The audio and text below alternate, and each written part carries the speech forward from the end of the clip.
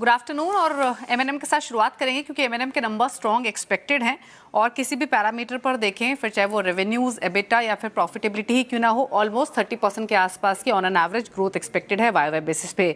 Revenues में 30% का jump आ सकता है, पैट 32% ग्रो होकर 3992 करोड़ कंपनी रिपोर्ट कर सकती है। एबिटा में भी 31% की ग्रोथ 5910 करोड़ का आंकड़ा रह सकता है और एबिटा मार्जिन हालांकि फ्लैट रहेंगे 14.6% के मुकाबले सिमिलर नंबर रिपोर्ट कर सकती है कंपनी इस तिमाही में भी। दरअसल इनके जो ऑटो और फार्म वॉल्यूम्स है वहाँ काफ़ी स्ट्रॉन्ग ग्रोथ रही है।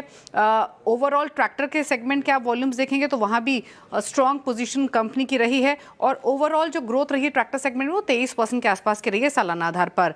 दरअसल मार्जिन्स में ग्रोथ इसलिए नहीं दिख रही है क्योंकि इन्होंने डिस्काउंट काफ़ी दिए हैं इस क्वार्टर में राइजिंग कंपटीशन के बीच में। प्लस जो इनका ईवी शेयर सेल का कॉम्पोजिशन था ओवरऑल सेल्स में वो भी हायर साइड पर था।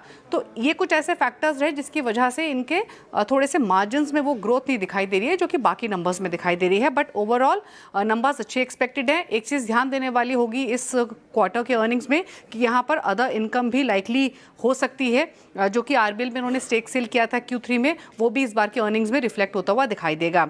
इसके अलावा इंपॉर्टेंट रहेगी मैनेजमेंट की कमेंट्री, डिमांड आउटलुक को लेकर, ऑफ कोर्स नए प्रोडक्ट्स को लेकर टाइमलाइन क्या है और साथ ही कैफे 3 नॉर्म्स को मीट करने के लिए क्या स्ट्रैटेजी कंपनी प्लान कर रही है, ये इंपॉर्टेंट होगा। बट अच्छे नंबर्स एक्सपेक्टेड हैं। अशोक लीलैंड के भी नंबर्स डिसेंट रहेंगे। रेवेन्यूज में 19% की ग्रोथ एक्सपेक्टेड है, मुनाफा 26-26.5% ग्रो हो सकता है। एबिटा में भी 11.5% की ग्रोथ आने का अनुमान लगाया जा रहा है सालाना आधार पर और जो एबिटा मार्जिन्स हैं वो 12.8% के मुकाबले 13% पर रह सकते हैं। दरअसल वॉल्यूम ग्रोथ इनकी काफ़ी रोबस्ट रही है, इनके एक्सपोर्ट का शेयर हायर साइड पर रही है जिसकी वजह से ओवरऑल नंबर्स अच्छे दिखाई दे रहे हैं। ओवरऑल वॉल्यूम्स देखेंगे तो 24% ग्रो हुए थर्ड क्वार्टर में वाई बेसिस पे।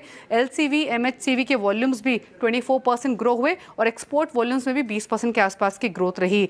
अच्छे अर्निंग्स के बावजूद भी जो मार्जिन है वहाँ पर उतनी ग्रोथ नहीं दिखाई दे रही है क्योंकि इनका जो ओवरऑल प्रोडक्ट मिक्स रहा वो काफ़ी एडवर्स रहा। अब इंपॉर्टेंट ये रहेगा कि कंपनी की एग्जैक्टली स्ट्रैटेजी व्हीकल और नॉन व्हीकल बिजनेस को लेकर क्या है आगे के लिए, वो देखना होगा कि कंपनी रिसेंटली जो नॉन व्हीकल बिजनेस है वहाँ पर काफ़ी एक्सपैंड कर रही है। 50% के आसपास के revenue contribution non vehicle business से आता है और जब हम नॉन व्हीकल बिजनेस की बात करते हैं तो ये नॉन ट्रक बिजनेस होता है जिसमें डिफेंस, इंडस्ट्रियल, मरीन इंजन हो गए, पार्ट जिनसेस्ट हो गए या फिर इलेक्ट्रिसिटी व्हीकल बैटरी इकोसिस्टम ही क्यों ना है।